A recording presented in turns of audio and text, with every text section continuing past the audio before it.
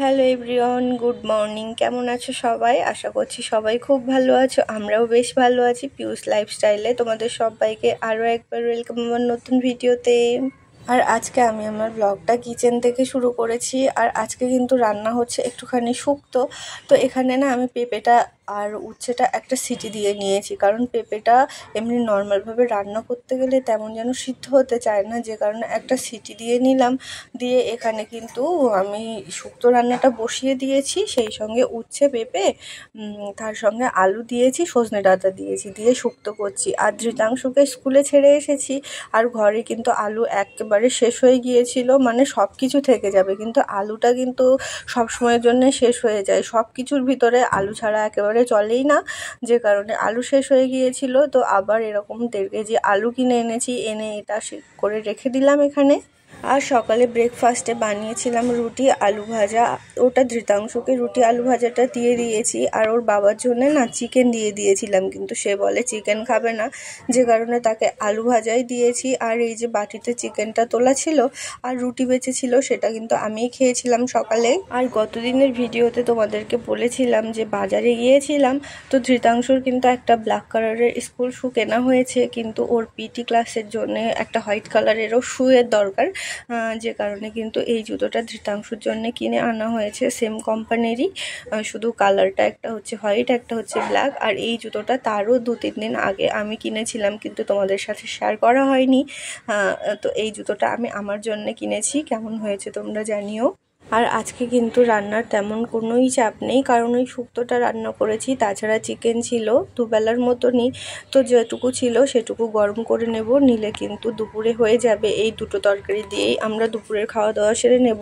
আর সকাল থেকে রান্না বান্না শেষ পর্যন্ত যতগুলো বাসনপত্র হয়েছে সবগুলো কিন্তু আমি এখানে ধুয়ে কিচেনটা পরিষ্কার করে রেখে দিচ্ছিলাম। আর সকাল থেকে কিন্তু অনেকখানি ব্যস্ততার মধ্যেই কাটতে থাকে, মানে সেই সকাল থেকে শুরু করে 8টা পর্যন্ত ঘুম থেকে তো এক বিছানা ছেড়ে উঠতেই ইচ্ছে করে না। তারপরে যাই হোক, চোখ মুছতে মুছতে ঘুম থেকে উঠে ওই টিফিন রেডি করা, ধৃতাংশুর পাপা বেরিয়ে গেল, তারপরে ধৃতাংশুকে রেডি করা, টিফিন প্যাক করা, নিজে রেডি হওয়া, ওকে স্কুলে ছেড়ে দিয়ে আসা, এইসব করতে করতে যে কখন সময় চলে যায় বুঝতে পারি না। ওই টাইমটা অনেকটাই ব্যস্ততার মধ্যে চলে যায়। তারপরে বাড়িতে এসে কিন্তু অনেকটা ফাঁকা সময় পাই, ধীরে ধীরে সমস্ত কাজগুলো সেরে নিই। তো রান্নাঘরে তো ওখানে পরিষ্কার করে নিলাম, বাসনপত্র ধুয়ে নিলাম, তারপরে ওই যে কয়েকটা খালি বোতল ছিল সেগুলোতে আমি এখানে বসে বসে জল ভরে নিচ্ছিলাম। আর আমাদের ওই 20 লিটারের বোতলই নিয়ে আসা হয় বাইরের দোকান থেকে, শেষ হয়ে গেলে জল আবারও কিনে আনা হয়। আর ধৃতাংশুকে স্কুলে ছেড়ে এসেই কিন্তু যে জামা কাপড়গুলো ধোয়ার ছিল সেগুলো কিন্তু আমি অলরেডি সার্ফের জলে ভিজিয়ে দিয়েছি। তারপরে এই যে বিছানাটা পরিষ্কার করে পেতে নিলাম। তারপরে এই যে টিভি ক্যাবিনেট ছিল, এটা একটু সুন্দর করে কাপড় দিয়ে মুছে নিচ্ছি। কাপড়টা জলে ভিজিয়ে নিয়েছিলাম, নিয়ে মুছে নিচ্ছি। আর বোতলগুলো তো ভরেই নিয়ে এসেছি, তো বোতলগুলো এখানে সুন্দর করে সাজিয়ে সাজিয়ে রেখে দিচ্ছিলাম।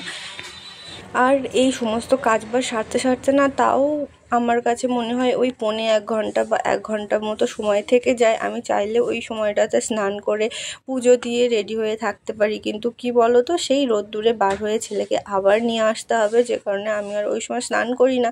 একেবারে ছেলেকে 12:30টার সময় স্কুল থেকে নিয়ে আসি, নিয়ে আসার পরে ওই ছেলেকে যদি কোনো ফ্রুট দেওয়ার থাকে তো সেটা কেটে দিই, দিয়ে আমি নিজে স্নান করে পুজো করে নিই, তারপরে ছেলেকেও স্নান করিয়ে দিই, তারপরে ভাতটাও বসিয়ে দিই। আর ভাতটা হয়ে গেলে তারপরে ছেলেকে আগে খাইয়ে নিই, তারপরে ওর পাপাও চলে আসে, তখন একসাথে দুজনে মিলে খাওয়া দাওয়াটা সেরে নিই। তো এই সমস্ত বকবক করতে করতে কিন্তু আমার এই কাজটা প্রায় শেষের দিকেই চলে এসেছে। আর এই দেখো কয়েকটা ওই তেল, তারপরে ক্রিম, বডি ক্রিম, এইগুলো এখানে ছিল, সেগুলো একটু ঠিকঠাক করে রেখে দিচ্ছিলাম, সব কিছু গুছিয়ে নিচ্ছিলাম। আর যে জামা কাপড়গুলো ভাঁজ করার ছিল সেগুলো কিন্তু ভাঁজ করে আমি রেখেও দিয়েছি। দিয়ে এই যে এই কাজটাই পড়েছিল, এগুলো করে নেব, নিয়ে যে জামা কাপড়গুলো ভিজানো আছে সেগুলো ধুয়ে তারপরে মেলে দেব। তারপর ঘরটাও পোছা লাগাবো, লাগিয়ে কিছুক্ষণ রেস্ট করব, অনেকটা টাইম যেহেতু থাকে। তারপর ছেলেকে গিয়ে নিয়ে আসবো। তো এখানে কিন্তু তোমাদের সাথে গল্প করতে করতে আমার কাজটাও প্রায় শেষের দিকে চলে আসলো। আর তোমাদের দিকে কেমন গরম পড়ছে বলো তো? আমাদের এখানে তো প্রচণ্ড গরম পড়ছে, মানে বেশ কয়েকদিন আগে পর্যন্ত কিন্তু হালকা কম্বল নিয়েও ঘুমোতে হচ্ছিল। আর হুট করে এমন গরম পড়ে গেল না, সে এখন 2বার করে তো আবার স্নান করা শুরু হয়ে গেছে। আর ধৃতাংশু তো 3বার গিয়ে জল নিয়ে ঘাটাঘাটি করছে, সকালে দুপুরে রাতে সে তাকে জলের ওখান থেকে তো তুলেই আনা যায় না, বহু কষ্টে তাকে টেনে হিঁচড়ে নিয়ে আসতে হয়। যথেষ্ট গরম পড়ে গেছে কিন্তু। তো এবার কিন্তু চলে আসলো ওই কাপড়গুলো মেলে দেওয়ার পালা। আর এই ব্যালকনিতে না এই দড়িগুলো বেশ উঁচু করে টাঙিয়ে দিয়েছে ধৃতাংশুর বাবা।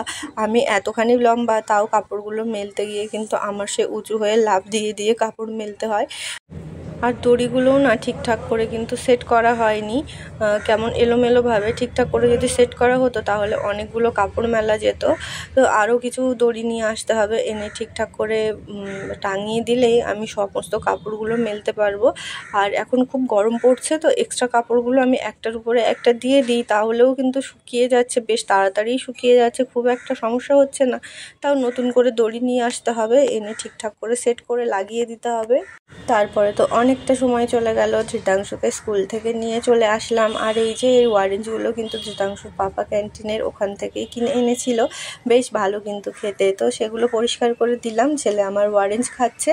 আর ওই সময়ে না অনেকগুলো জুতো ছিল এমনি রেগুলার ইউজের জন্য, একটু নোংরা নোংরা হয়েছিল, তো আমি সার্ফের জলে ভিজিয়ে রেখেছিলাম। তারপরে সেগুলো ধুয়ে এখানে পরিষ্কার করে ব্যালকনিতে কিন্তু এখানে জল ঝরার জন্য রেখে দিলাম। তারপরে ধৃতাংশুকে স্নান করিয়ে দিলাম, আমি স্নান করে পুজো করে ছেলেকে একটুখানি খাইয়ে নিই।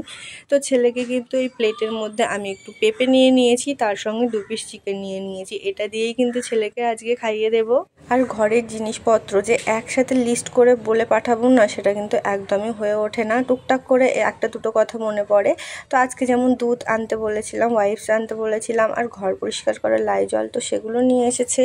তারপর কিন্তু সোজা তোমাদের সাথে দেখা হচ্ছে রাত্রে ডিনারের সময়। আর আজকে কিন্তু রাতে একদম হালকা পাতলা রান্না হয়েছে, শুধুমাত্র রুটি করেছি, তার সঙ্গে প্লেন মুসুর ডাল, এটা দিয়েই কিন্তু আমরা রাতের খাওয়ার দাওয়ারটা সেরে নিয়েছিলাম।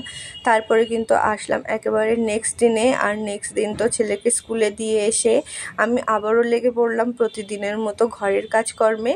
তো এখানে কিন্তু অলরেডি আমার সমস্ত কাজবাজ হয়ে গেছে, রান্না বান্না সব কিছু সেরে নিয়েছি।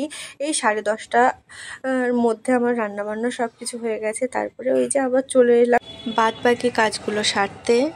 আর কয়েকদিন হলো রুটিন তো একেবারে চেঞ্জ হয়ে গেছে, সকাল থেকে অনেকটাই ব্যস্ততা। ছেলের বাবা চলে গেল, ছেলেকে স্কুলে পাঠিয়ে দিলাম, তো সবার টিফিন সব কিছু রেডি টেডি করে তো তাদেরকে পাঠিয়ে দেওয়ার পরে আমি তো অনেকটা শান্তি পেয়ে গেলাম। আর এখানে বাড়িতে এসে আগে কিন্তু রান্নাটাই করে নিই, কারণ রান্নাটা করা থাকলে আমার খুব একটা চাপ থাকে না। হুট করে যদি দুজনের মধ্যে কেউ চলে আসে, কারো যদি খিদে পেয়ে যায়, তো আমার একটা দুটো কাজ পড়ে থাকলেও কোনো সমস্যা নেই, আমি তাদেরকে ভাত দিয়ে দিতে পারবো। আর সেই সমস্ত কাজবাজগুলো আমি পরে ধীরে ধীরে করতে পারবো।